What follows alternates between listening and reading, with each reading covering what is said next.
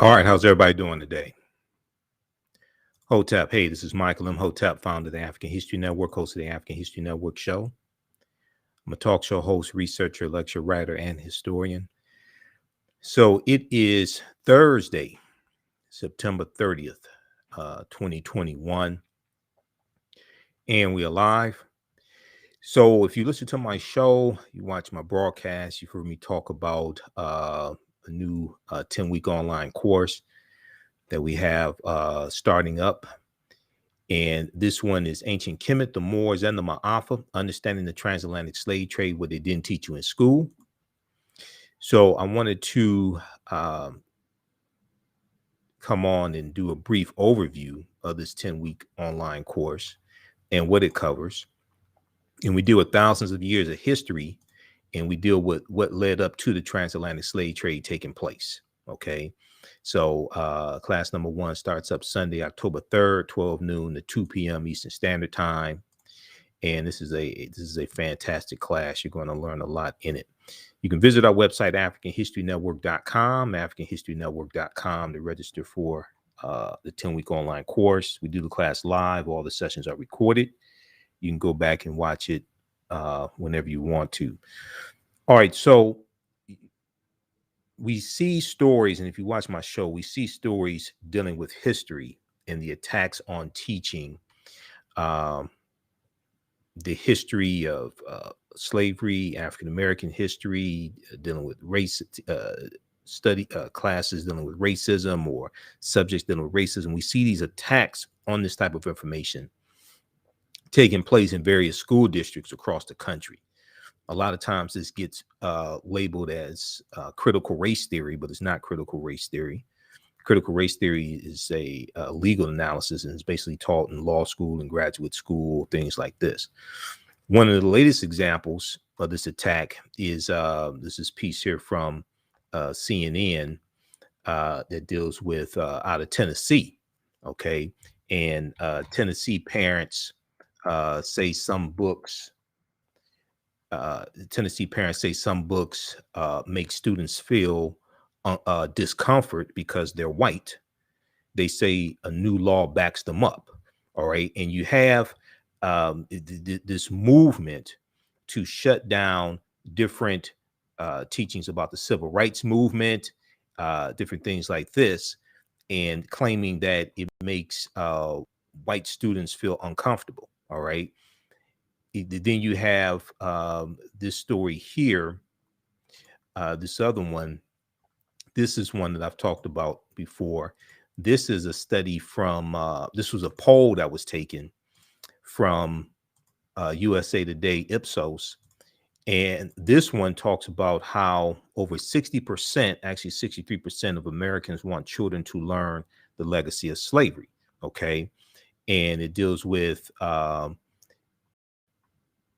it deals with a majority of Americans say they are in favor of their children learning about the legacy of slavery and the ongoing effects of racism in the United States. According to this poll, 63% of Americans polled say they are in favor of their children learning about the lasting effects of racism and slavery in the country. And you have a small but very vocal minority that shows up to school board meetings that are taking over school boards, things like this, pushing another agenda. Okay. And if we look at, let's see, one more article here. These are just some recent articles. I do research every day and prepare topics for our show. I'm on 6 days a week, the African History Network show. I monitor about 35 different news sources on a daily basis. This one here is from September 29th, 2021. A pro-slavery petition is the latest racist incident at this Kansas City school. Parents say they've had enough. And this was an online petition some students started circulating to reinstate slavery, So we're at a pivotal time in history where you have some people of various races who want the real history taught. And then you have other people, largely white. You have other people, largely white, who are focusing on shutting down these conversations dealing with the history. don't want the history taught, and they use the disguise that they're afraid it will make white students feel guilty about being white. But I haven't seen any white students say they feel guilty about learning about this history. I've heard now what I think is happening is some white parents feel guilty, have some guilt about what's happened in history and about being white, maybe what their ancestors have done, maybe what their great grandfather did or something like that. Okay. So this is the environment that all this is taking place within. So I want to look here at the let's look here at the PowerPoint presentation, because in the class I do a PowerPoint presentation. We have articles, book references, video clips, guest speakers. There's a ton of information here.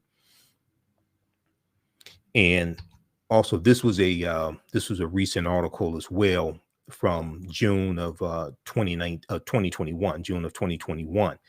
60% of Americans know little or nothing about Juneteenth. 60% of Americans know little or nothing about Juneteenth. Okay. And this is from New York Times.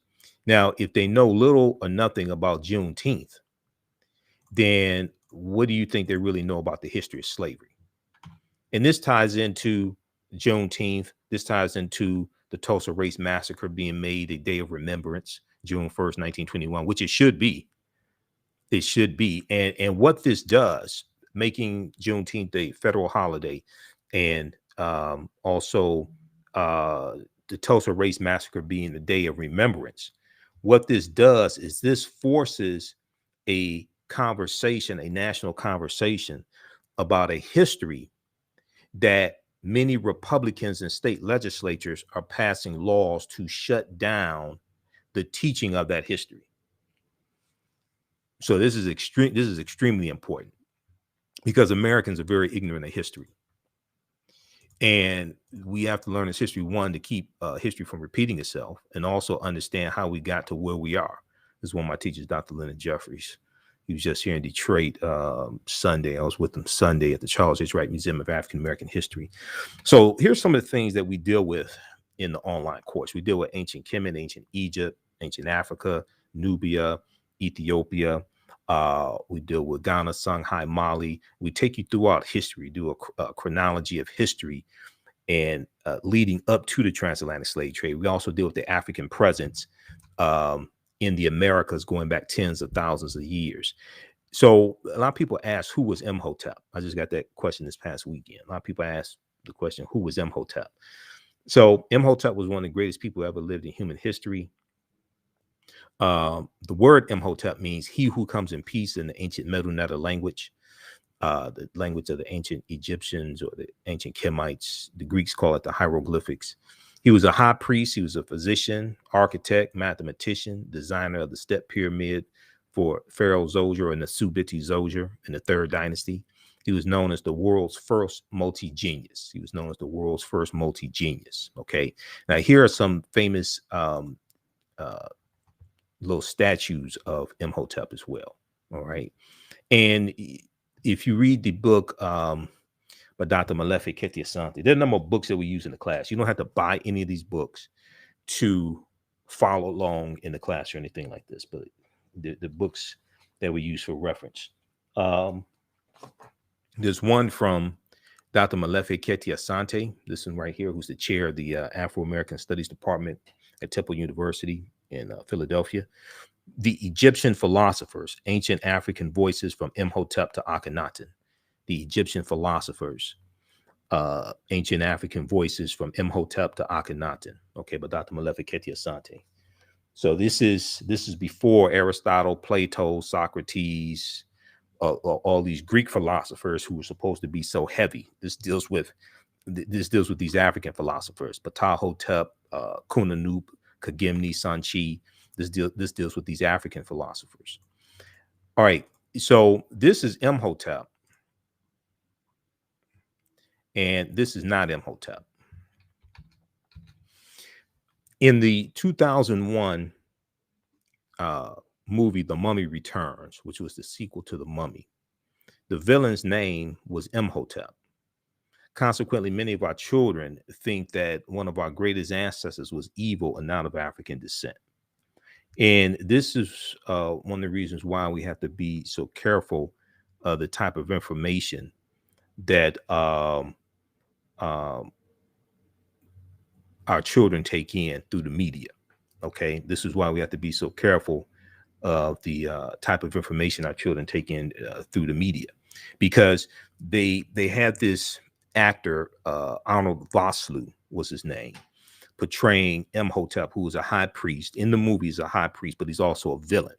And they have this Eurasian looking uh, person portraying Imhotep, which then gives the impression that Imhotep was not African, which then buys into this whitewashing of the history of ancient Kemet, that the ancient Egyptians, the ancient Kemites, were Europeans, or as some have pushed forth a notion, brown-skinned Caucasians, anything but African, anything but Black African.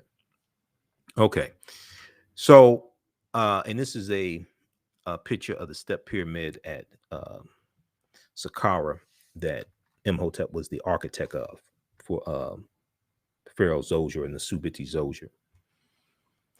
So we deal with Asar, Aset, and Heru, who the Greeks called Osiris, Isis, and Horus. And we take you through our history. We look at these, some of the art, we look at some of the deities, all this information. And this is the, they were known as the first Holy Trinity. Aset gives birth to the baby Heru on December 25th, Immaculate Conception, virgin birth. Aset was the wife of Asar, who the Greeks called Osiris, mother of Heru, the first Christ, or Christ, because Christ comes from the Greek word Christos, in Christ, and Christos means anointed, or it can mean anointed one, but that comes from the Medu Neter Ka-rest, Ka meaning spirit, rest meaning to rise, the rising of the spirit, the Ka-rest.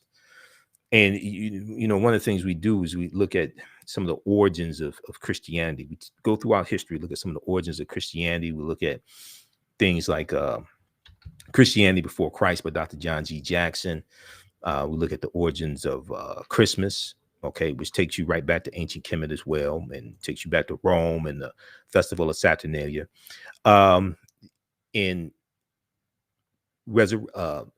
Aset helps to resurrect Asar after he's killed by his brother. Well, after he's killed by his brother Set. Okay, Heru helps to resurrect Asar, but Aset gathers the pieces of Asar's body. Asar is cut up into 14 pieces by his brother Set, and Aset, the wife, recovers 13 of those pieces.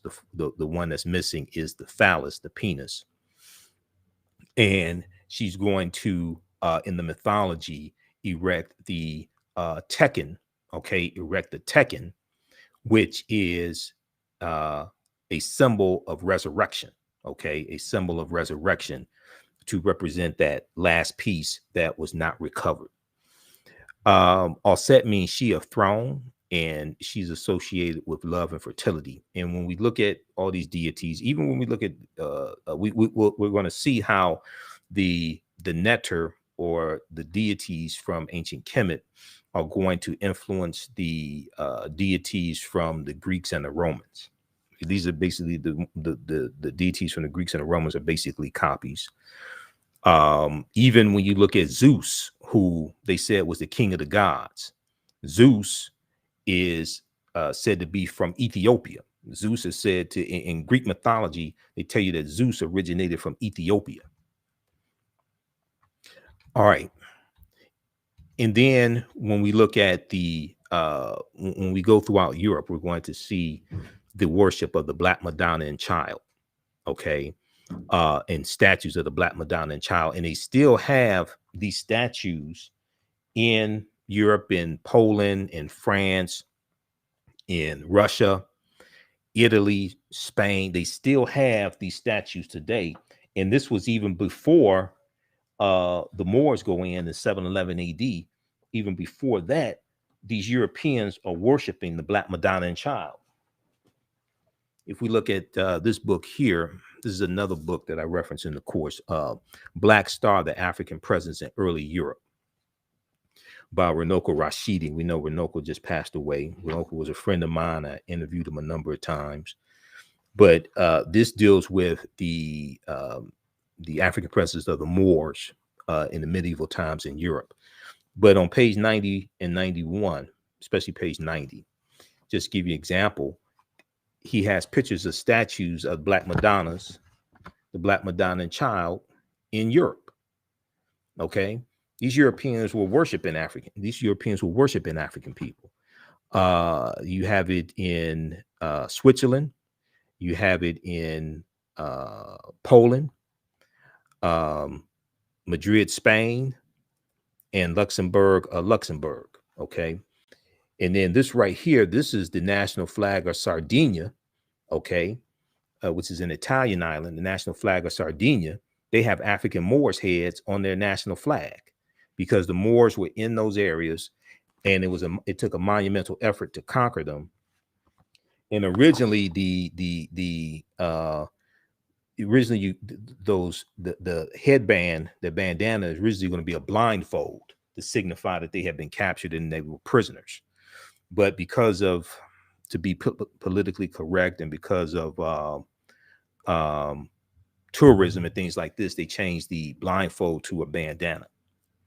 But that shows the presence of the Moors. That's just one of the numerous examples of the presence in the Moors. You can look at the coat of arms, you can look at the flags, things like this. Okay, and then we go from Osset, the wife of Asar, who gives birth to Heru. We go from that to the Black Madonna and Child, and then we go from the Black Madonna and Child to the decolorized version of the white Mary and Jesus. And as you have a rise in European powers coming out of the Dark Ages and the late 1400s going into the 1500s, as you have a rise of European powers, what's going to happen is you're going to have a rise in the dominance of European phenotypes. And you're going to have a lot of these historic or mythological figures, a lot of these figures from mythology or what have you. You're going to have a lot of these figures that are going to be reinterpreted as European. So Michelangelo paints the Sistine Chapel, and he uses his relatives as the models of Adam and Eve and of God, and depicts them as being Europeans. We talk about, some of the Neteru in ancient Kemet, and we're going to see these versions of these in amongst the Greeks and the Romans. But Ma'at, who was a winged deity with a feather in their headband. Ma'at was the personification of truth, justice, righteousness, balance, harmony, order, and reciprocity. We talk about the 42 laws of Ma'at, or the and that which is a precursor to the 10 Commandments as well. So these are just a few of the things that we talk about. Now, this right here shows the theft of the culture. When I was in 1970s, I remember the Shazam and ISIS hour. They used to come on CBS.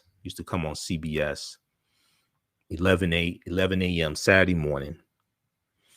And it was a live action show. Shazam had a half-hour show. ISIS had a half-hour show. And with the superhero or the superheroine ISIS, they said that she got her powers from ancient Egypt. But they didn't say that ancient Egyptians were African people. And this was this white woman who got her powers from ancient Egypt. And they're taking symbols, the sun disk of Ra, in the horns of Het Heru, etc. And even at the beginning of the show, when they have when the opening of the show and the theme song, all this stuff, they talk about the names of deities of Neter from ancient Kemet.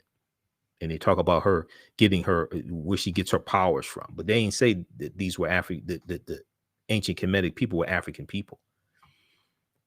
So they just, ran this game on us, and it made us think, oh, this plays into this myth that the Egyptians were white. This is Dr. David Imhotep. He wrote the book, The First Americans Were Africans, Documented Evidence. He's a friend of mine. I've interviewed him, I think 14, 15 times, something like that. His book came out in 2011. His new book just came out this year, 2021, The First Americans Were Africans, revised. So I need to bring him back on the show. But his book deals with the African presence in the Americas dating back tens of thousands of years.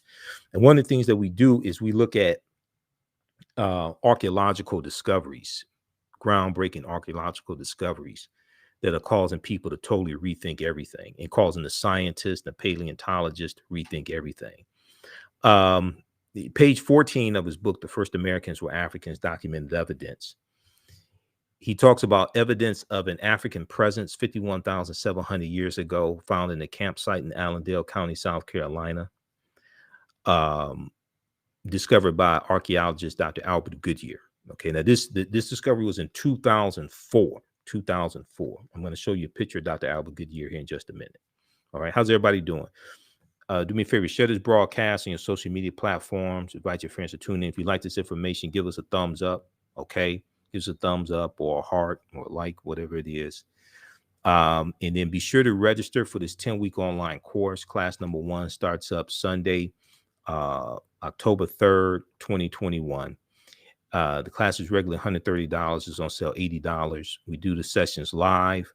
All the sessions are recorded. You can go back and watch them anytime. There's bonus content that you'll get as well. And even after the 10-week course is over with, you can go back and watch the entire course. You have access to it. You can. So next year, if you want to go watch the entire 10-week course again, you can do that. Not a problem. All right. So class is going to be 12 noon to 2 p.m. Eastern Standard Time. We do 10 consecutive Sundays.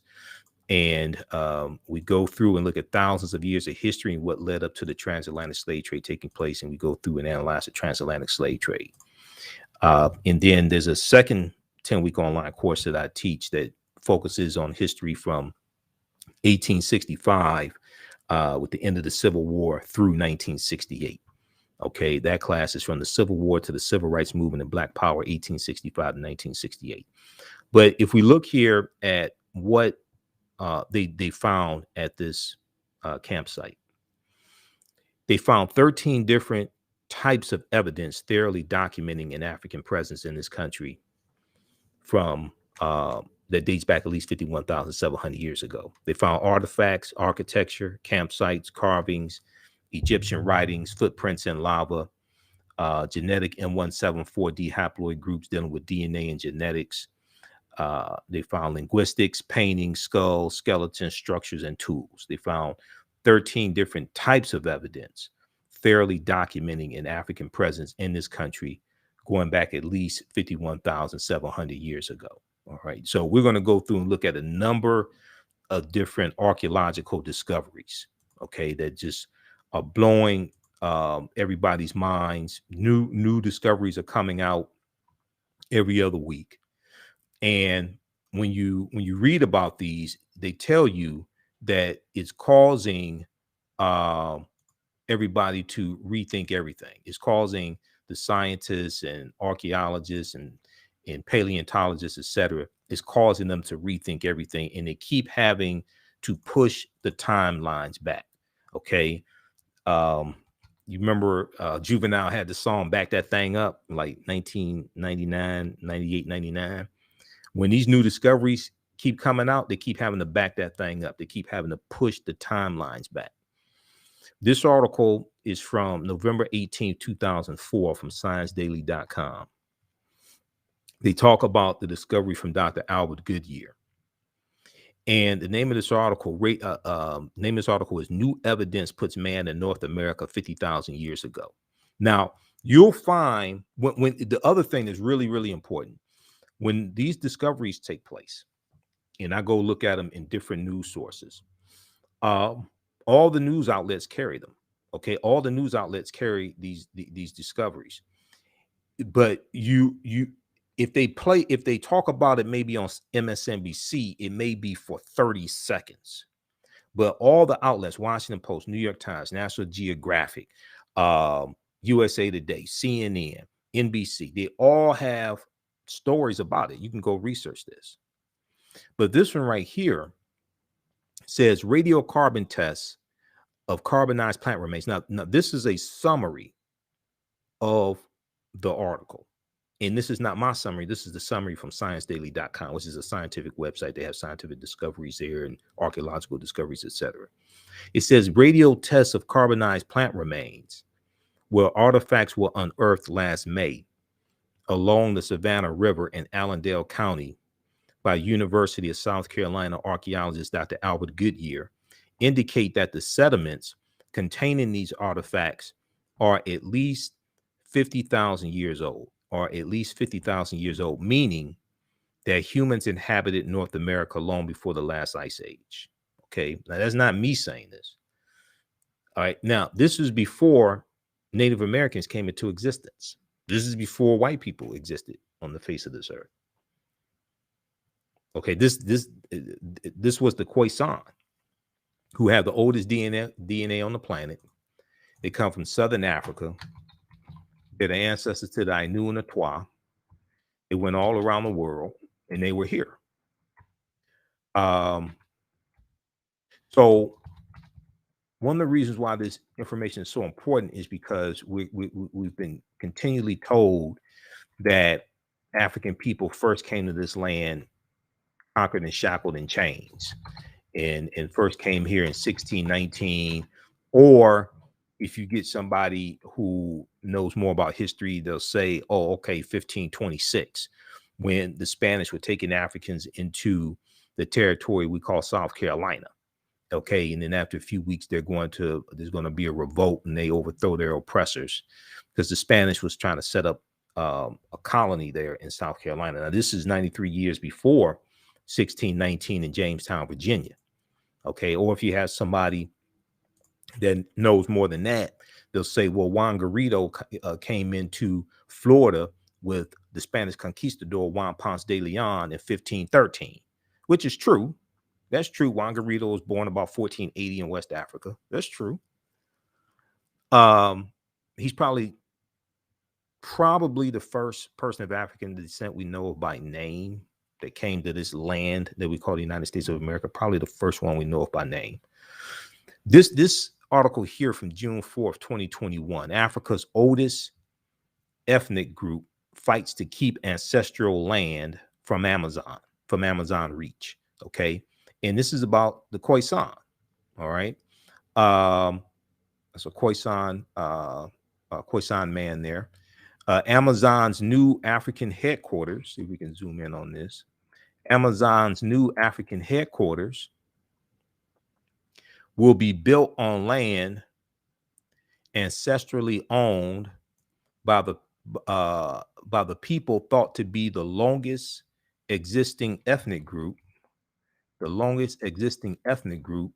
in the world, the Khoisan. Okay, Amazon is looking to build its new African headquarters in Cape Town, South Africa, in a project that will take between 3 and 5 years. However, the land on which the multi-billion-dollar corporation seeks to put its edifice belongs to the local Khoisan people, reputed to be the oldest existing people in the world. Since the project was announced a few years ago, Khoisan people, aided by conservationists, have appealed to have the project rejected because of the sensitive matter of Khoisan culture. What ensued was a clash of ideas to respect the traditions and identity of a people, or to give away to the ambitions of one of the most prosperous businesses ever founded. Okay, you can read the rest of this article here. Face-to-faceafrica.com is a lot of really good articles here. If you watch my show, we know we share some articles, and on our Facebook fan page, the African History Network, we share articles from face-to-faceafrica.com. But this is talking about the Khoisan. Okay, so let's continue here. And there was a really good discovery that came out, because I read a lot of these articles here, and I've been teaching this class for going back to 2017, and I incorporate more of the archaeological discoveries as they come out. There was this one here from June of 2017, I think it was, and this one deals with Morocco.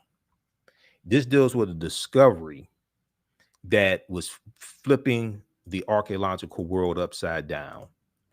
This dealt with a discovery in Morocco where they found Homo sapien, remains of Homo sapiens, modern man, that date back between 300,000 to 350,000 years ago. Let me say this. I may say some things that are outside the circumference of your own awareness. Probably should have said this at the beginning.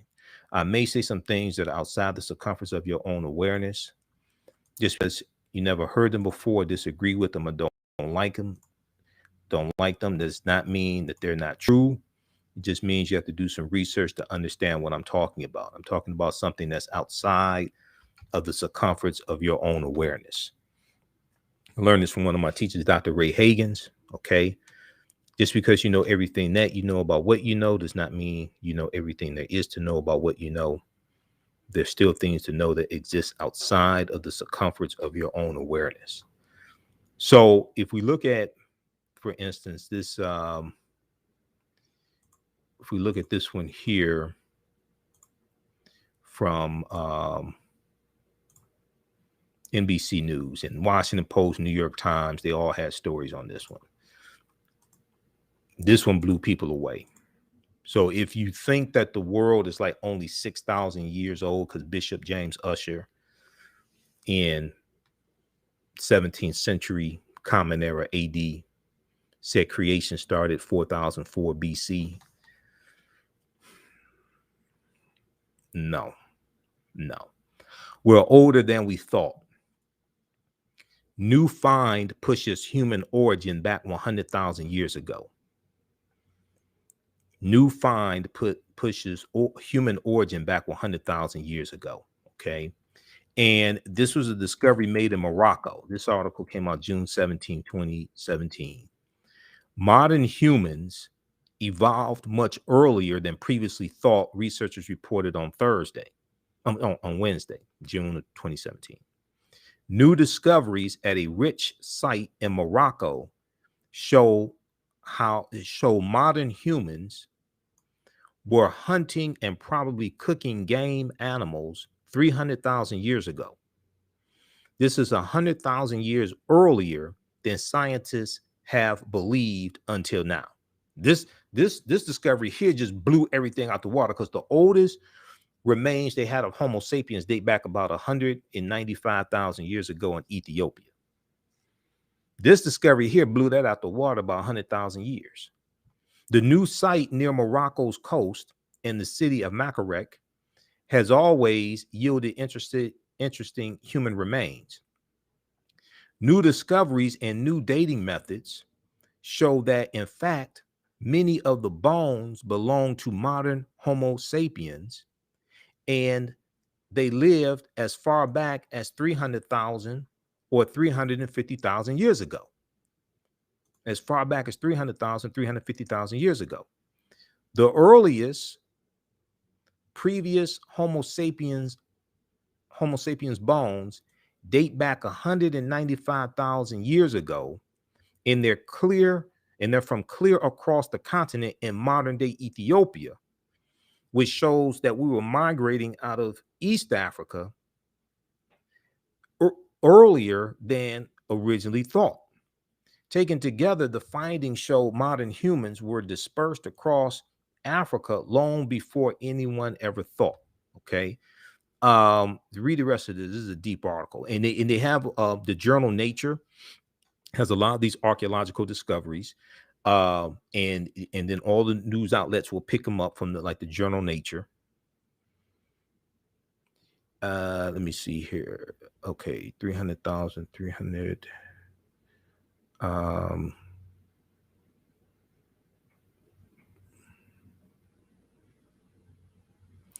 this is the latest find that rewrites the history of early humans. Earlier this year, a team argued they have found evidence that either modern humans or pre-humans were in North America 150,000 years ago. That was a discovery in California dealing with the mastodon skeletons. And they're saying that these mastodon skeletons were broken by humans and that these skeletons date back 130,000 years ago. And if that's correct, that puts humans in the California area 130,000 years ago. That's the discovery that they're talking about. Rather than that area 130,000 years, or maybe even before then. That's the discovery they're talking about. And when this article came out, and the one dealing with humans being in possibly California at least 130,000 years ago, I sent those articles to Dr. David Imhotep. Because we know at least 130,000 years of our history has been stolen as well. I'm going to show you an archaeological discovery that deals with this. Okay, how's everybody doing? How you all like this type of information? Okay, let's keep going here. All right, so Dr. Albert Goodyear, this discovery here. Now, this is a discovery that Dr. David Imhotep was interviewed by WKRP in Cincinnati, Channel 5, back in 2011. And then also in his book, he talks about this discovery. This is from the New York Times, February 2010. The name of this article is On Crete, New Evidence of Very Ancient Mariners. This is from February 15th, 2010, New York Times. New evidence on Crete, new evidence of very ancient mariners. And Crete is a Greek island. Stone tools. What happened was they did excavations for 2 summers on the Greek island of Crete. They found stone tools that archaeologists say are at least 130,000 years old. Stone tools that archaeologists say are at least 130,000 years old, which is considered strong evidence for the earliest known seafaring in the Mediterranean and calls for rethinking the maritime capabilities of pre-human cultures. Now, Crete has been an island for more than 5 million years in the Mediterranean, meaning that the tool makers must have arrived by boat. So this seems to push the history of Mediterranean voyaging back more than 100,000 years. Specialists in Stone Age archaeology, say previous artifact discoveries has shown people reaching Cyprus and a few other Greek islands and possibly Sardinia no earlier than 10,000 to 12,000 years ago. So, but what they're saying is like, wait a second. If this, they're saying, wait a second, this pushes that timeline back, and Africans were sailing 130,000 years ago. This is why I say we know at least 130,000 years of our history has been stolen.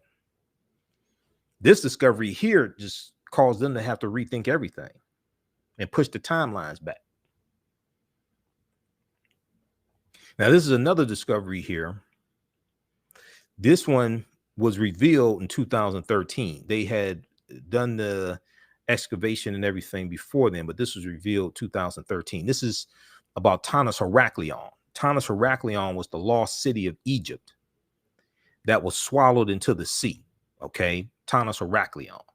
This is an article here from Yahoo News that they picked up from the Telegraph, which is a UK newspaper. The Telegraph reports that 150 feet beneath the surface of Egypt's Bay of Abu Qir, they found 64 ships, 16-foot tall statues, 700 anchors, countless gold coins, and smaller artifacts. Now, the archaeologist Frank Gadillo was the one who headed up this excavation. He estimates that Tanis Heracleion was built around 8th century BC. Now, this is some pictures of what they found. I have some video that they shot of them underwater, and they have these artifacts there. But these are some still pictures of some of the statues they found and what they were able to find, and what they brought to surface. Also, this is the legs of a statue that's broken off. That is from the horns. The horns and sun disk. It's probably offset, either that or Het Heru. Sun disk of Ra and the horns. When I talked about the Tekken a few minutes ago, so we see the Tekken in Egypt on the Potomac is a fantastic book that Tony Browder wrote. So we use that book in the class as well as Nile Valley Contributions to Civilization, which I have around here somewhere.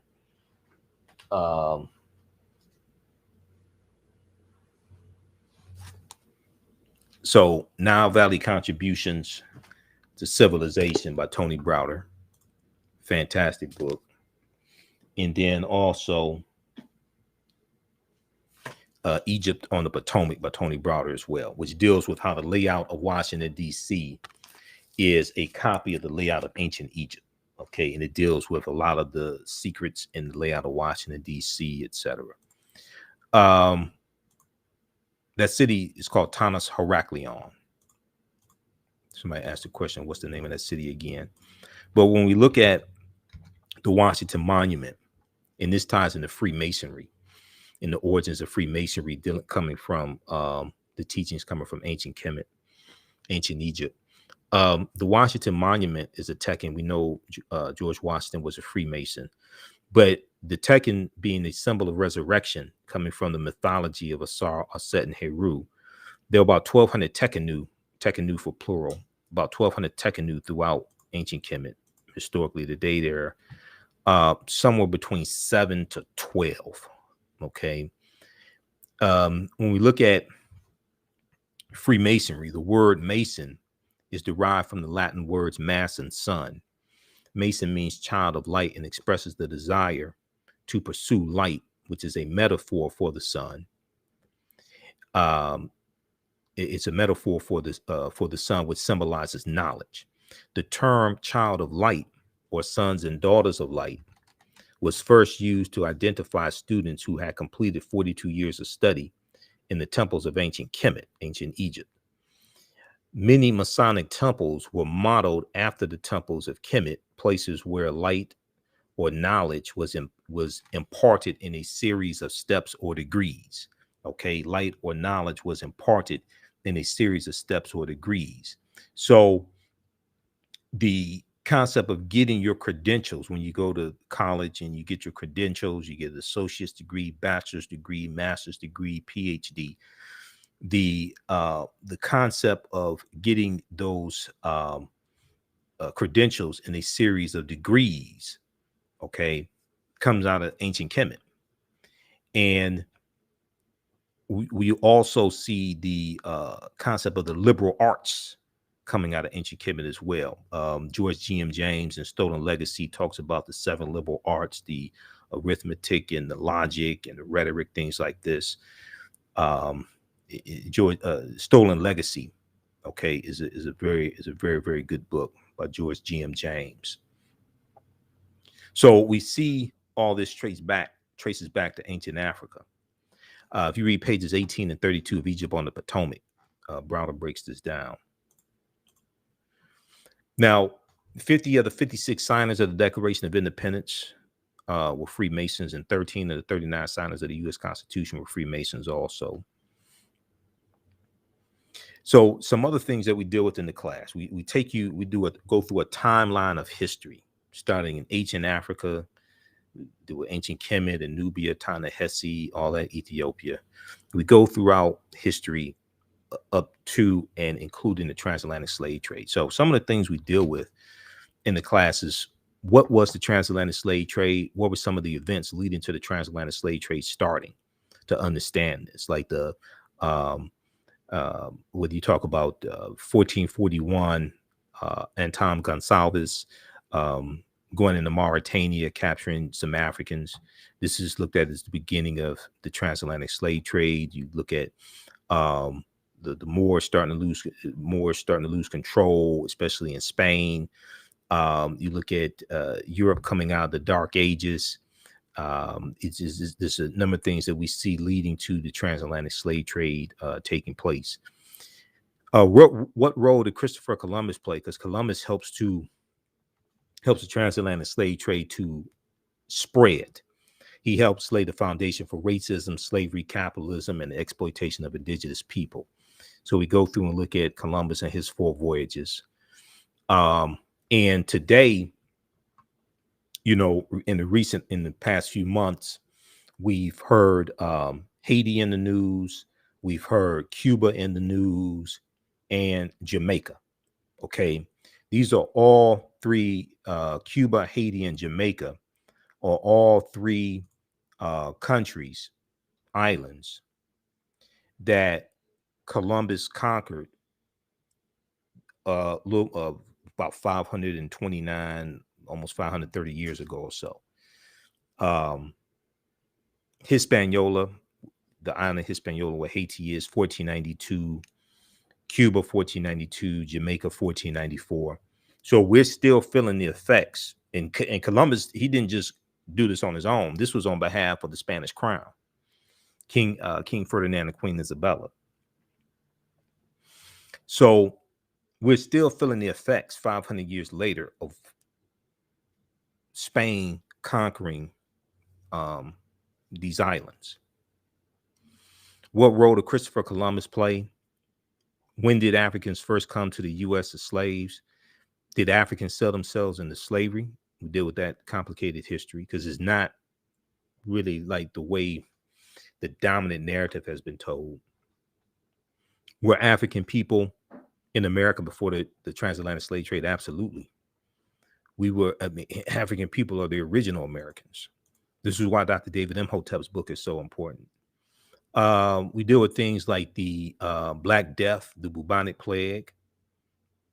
It hits in 1347 AD. It hits in spurts from 1347 to 1400. We deal with the film Black Panther. Black Panther is deep. And Black Panther relates to African history, African culture, African language, African spiritual systems. The film Black Panther. This is Mansa Musa became emperor of the Mali Empire in 1312 AD. There's an article from history.com, official website of the History Channel, that shows a connection between Mansa Musa and T'Challa, who's the Black Panther. In the vast fictional universe of Marvel Comics, T'Challa, best known as Black Panther, is not only the king of Wakanda, he's also the richest superhero of them all. Although today's fight for the title of wealthiest person alive involves a tug of war between billionaire CEOs, the wealthiest person in history, Mansa Musa, has more in common with Marvel's first Black superhero. Okay, the wealthiest person in history, Mansa Musa, has more in common with Marvel's first Black superhero. Now, some people may say, well, I'm too busy to take the class. Like I said, we do sessions live. All the sessions are archived. You can go back and watch it anytime. If you can go and watch the class next year, or if you have to watch the class at 2 a.m. or something like that, you can do this. You don't have to be present in the class. And it's not like a Zoom call. So we don't see like everybody on the screen. You see me, I can't see you. We have a live text chat in the class. So you can ask questions, but you don't have to worry about me seeing you be in your pajamas or what have you. You don't have to worry about getting dressed up, doing your hair, anything like that for class. I don't take attendance. All right. So you don't have to worry about that. Mansa Musa became ruler of the Mali Empire in 1312 AD. Okay. And you'll hear a lot of stories about Mansa Musa, and on his Hajj to Mecca, he gives out so much gold that he throws off the economies of the different cities that he's going through. So he became emperor of the Mali Empire in 1312 AD after his predecessor Abu Bakr II, for whom he had served as deputy, went missing on a voyage he took by sea to find the edge of the Atlantic Ocean. Mansa Musa's rule came at a time. Now, this is something extremely important, this part right here. Now, this is the History Channel telling you this. Okay. Mansa Musa's rule came at a time when European nations were struggling due to raging civil wars and a lack of resources. West Africa is thriving. Europe is in disarray. Europe is ravaged by civil wars. Europe is dealing with poverty. They're still dealing with ignorance. Even though when the Moors go in 711 AD, 85 to 90% of Europeans are illiterate, and they're teaching them to read and write, and they're teaching them mathematics, they're teaching them algebra, chemistry. Everything we taught the Europeans came back to kick us in the behind. When we study this history, everything we taught them came back to kick us in the behind. During that period, the Mali Empire flourished thanks to ample natural resources like gold and salt. You read this full article here from history.com. This 14th century African emperor remains the richest person in history. Okay, this is from March 19th, 2018. So this was the month after the movie Black Panther officially debuted. It debuted February 16th, 2018. I do an entire lecture dealing with the film Black Panther. So one of the things we deal with in the class also is the film Black Panther and how Black Panther relates to African history and African culture, African language. We deal with what the word Wakanda means. Even though Wakanda is a fictitious African nation somewhere in East Africa, and over the years, the location has changed some. Wakanda is a real word. Wakanda, we see Wakanda in Native American languages, Omaha Ponca and Sioux Indian languages. Wakanda means possesses secret powers. Okay. So this is deep, and Wakanda is also a Kikongo word as well. It's a Bantu word, but it's a Kikongo word also. It's African as well. So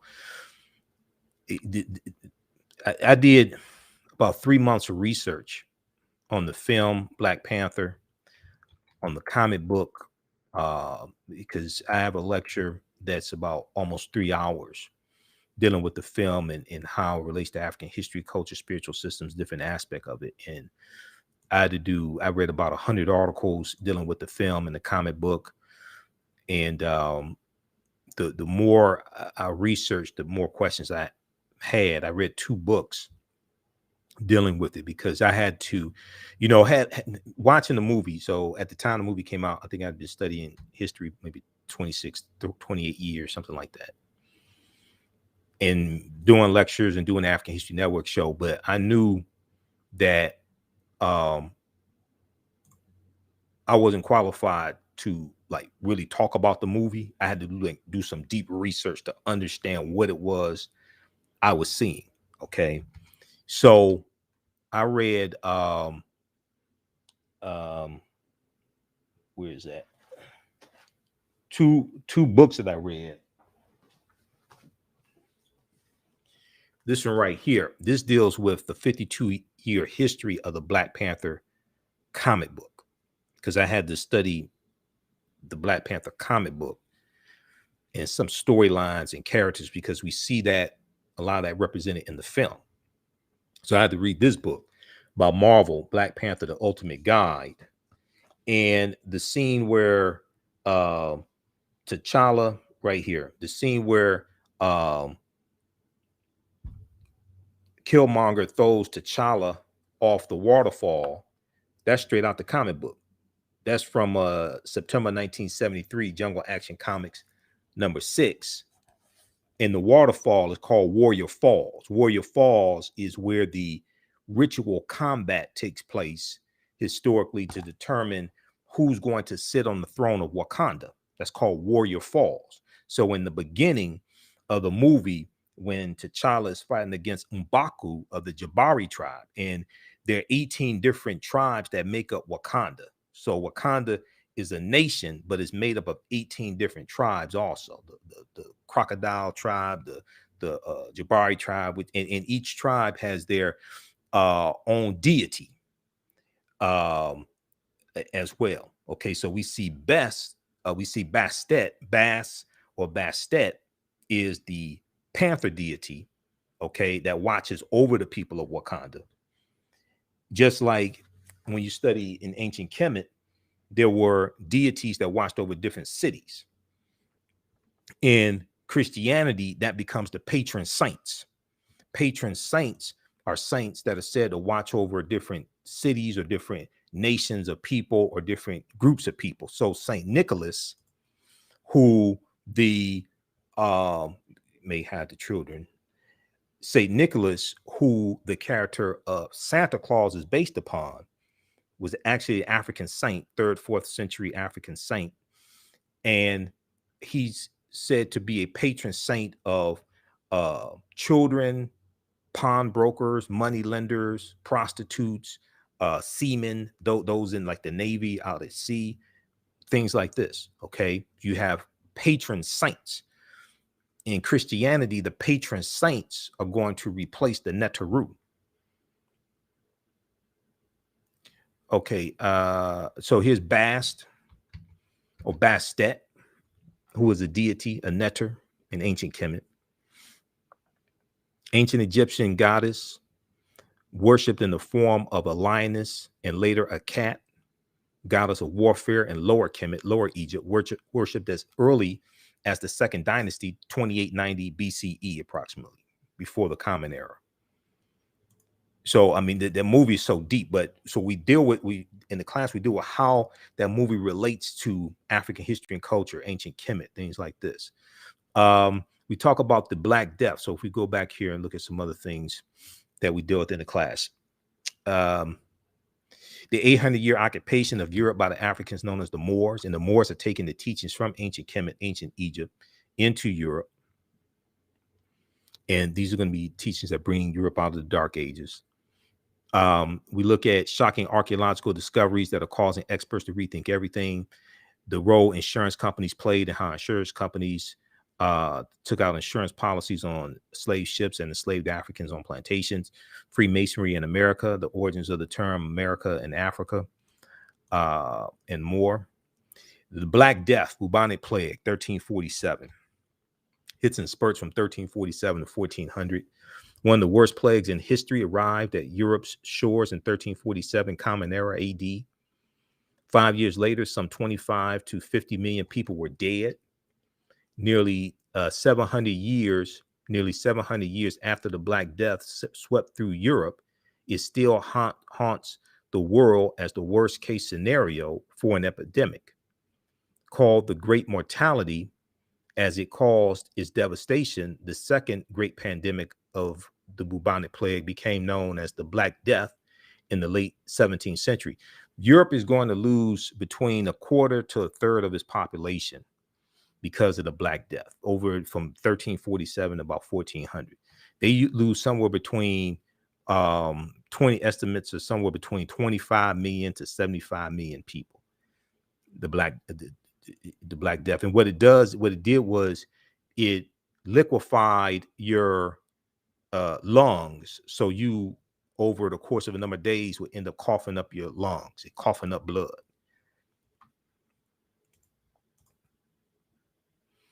Okay, so now Bantu. Okay, Bantu is a group of about 500 African languages belonging to the Bantoid subgroup of the Bantu Congo branch of the Niger Congo language family. The Bantu languages are spoken in a very large area, including most of Africa, from southern Cameroon eastward to Kenya and southward to the southernmost tip of the continent of Africa, including South Africa. 12 Bantu languages are spoken by more than 5 million people, including Rundi, Rwanda, Shona, Kosa or Isikosa, and Zulu or Amazulu. Swahili or Kiswahili, which is spoken by 5 million people as a mother tongue and some 30 million as a second language, is a Bantu lingua franca important in both commerce and literature. So the word Kwanzaa is a Kiswahili word. Kiswahili is a Bantu language. The language spoken in the film Black Panther is called Isikosa. Isikosa is a Bantu language as well. That's a real African language that they spoke in the film Black Panther. So we'll do what is Wakanda and all this and how this all relates to African history as well. So you talk about Christopher Columbus, where Columbus went on his 4 voyages. Columbus never came to the land that we call the United States of America. The closest he came here was Cuba, which is 90 miles away. Columbus never came to the land that we call the United States of America. Okay, which is something very, very important to note. And I still hear people say when Columbus came here, and different things like this. No, Columbus never came to this land. His first voyage, August 3rd, 1492. He set sail on the Nina, the Pinta, and the Santa Maria. He goes into the Bahamas. He goes into Cuba, Hispaniola. And we know on the island of Hispaniola, you have Haiti on that island. Yes, Dominican Republic in Haiti. He goes his second voyage, 1493, goes into the West Indies. He goes in Puerto Rico, Jamaica, 1494. Third voyage, May 1498, goes into Trinidad and Venezuelan mainland. Fourth voyage, May 1504, he goes into Panama and Honduras in Central America. If you go to history.com, official website of the History Channel, search for Christopher Columbus. They have a lot of information there, and they show you where he went on his voyages. He never came to the land that we call the United States of America. Okay. So we go through and do a lot of this, and we take you through a timeline of history, and we deal as well as the 800-year occupation of Europe by the Africans known as the Moors, which is a critical history to understanding the origins of the transatlantic slave trade. What happened right before the transatlantic slave trade started? A lot of people mistakenly think that when the transatlantic slave trade starts, this is the first time Europeans came in contact with African people. No, they were dealing with Africans for hundreds of years in Europe. We'll talk about what the Middle Passage was and break down the triangular trade and all of this. Okay. All right. So this is, and then we know the Wakanda salute comes out of ancient Kemet. That is the position of the Nasubiti. It's always right over left. It's always right over left. That's the position of the Nasubiti or the pharaohs when they're deceased. Okay. And that's a position of power. And we see that go around the world also. Okay. So you can, this class is ancient Kemet, the Moors, and the Maafa, understanding the transatlantic slave trade, what they didn't teach you in school. That's just a very brief overview of the classes. A 10-week online course that I teach. This class will be on Sundays, 12 noon to 2 p.m. Eastern Standard Time, starting October 3rd. We do the sessions live. All the sessions are recorded.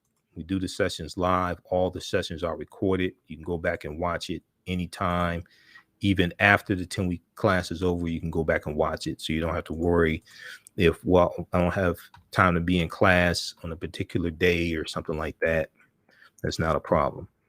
You can use this information also with your children. If you like, I would say the information is PG-13. I don't do a lot of cursing. It's not overly graphic. It's, it's not crazy. So you can use this with your children as well. As soon as so the class is regularly $130, is on sale $80. As soon as you register, there's some bonus content that you can start watching. You get a bonus lecture from me, which is a lecture I did dealing with the real history of Juneteenth. Okay. The real history of Juneteenth is a 2.5-hour lecture. I did that June of 2021. All right. Okay. So, okay, you get that. And Okay. Oh, the other class that I teach is the second class is from the Civil War to the Civil Rights Movement and Black Power, 1865 to 1968. This class picks up basically where understanding the transatlantic slave trade leaves off. Okay. So if you want to register for this class as well, you can register for that. That's on Saturdays, 12 noon to 2 p.m. Eastern Standard Time. And so, as soon as you register, you can watch the class we just did this past weekend of from the Civil War to the Civil Rights Movement and Black Power, 1865 to 1968. That's a fantastic class as well. Each class we go through and analyze approximately a 10-year period of history to see what happened after slavery ends. And we deal with some of the history leading up to the Civil War as well. All right. So register for those classes, and we'll see you in class. And also be sure to listen to my show and watch my show, the African History Network show. We're on Monday through Friday, 11 p.m. to midnight Eastern Standard Time, and Sundays, 9 p.m. to 11 p.m. Eastern Standard Time. We broadcast on 9:10 a.m. Superstation WFDF here in Detroit. But you can also listen on the iHeartRadio app. Download the iHeartRadio app, search for 9:10 a.m. Superstation. You can listen live there. And then the audio podcasts on my shows are on iHeartRadio as well. iHeartRadio, iTunes, CastBox, Stitcher. Just search for the African History Network show. But we broadcast the show live as well on Facebook and YouTube. The African History Network on Facebook, and Michael Imhotep on YouTube. Okay. Lastly, if you want to support the African History Network beyond the classes, you can support us through Cash App, $ the AHN show through Cash App, and also through PayPal, paypal.me/the AHN show. So let's keep doing the research, stay on the air, keep broadcasting. This is our official Cash App account, $ the AHN show, SHOW. And when you go to it, it'll show my name. It'll say Michael and show my picture there. These other ones here are fake African History Network Cash App accounts. So that is not me. Okay. These other ones here are fake African History Network Cash App accounts. All right. So look, we have to get out of here. Thanks for joining us. Give us a thumbs up if you like this broadcast, you like this information. Hopefully we'll see you in class. Remember, at the African History Network, we focus on educating, empowering, and inspiring people of African descent throughout the diaspora and around the world. Because right now, it's correct wrong behavior. It's not over till we win. Wakanda forever. And we'll talk to you next time. Peace.